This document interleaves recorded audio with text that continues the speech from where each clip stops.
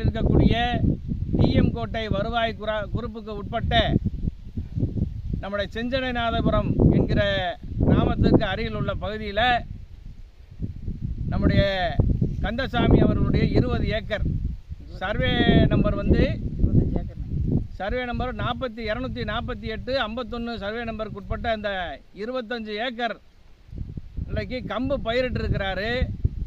கம்பு பயிரிட்டு ஒரு பலனுக்கு எடுக்கிற தருவாயில் பார்த்தீங்கன்னா காட்டுப்பன்றி கூட்டமாக வந்து இந்த 25 ஏக்கர்லையும் இன்னைக்கு பெரிய அளவுக்கு பாதிப்பு ஏற்படுத்தியிருக்கு.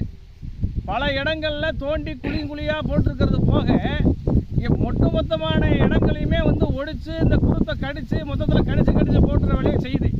இன்றைக்கி தமிழ்நாடு அரசு கடந்த ஜனவரி மாதம் நாங்கள் காட்டுப்பன்றியை சுற்றுவோம் அப்படின்னு சொல்லி உத்தரவு போட்டு இன்று வரைக்கும் தமிழ்நாட்டில் எங்கேயும் சுற்றுருக்கான்னா அதுக்கான தடையும் இல்லை.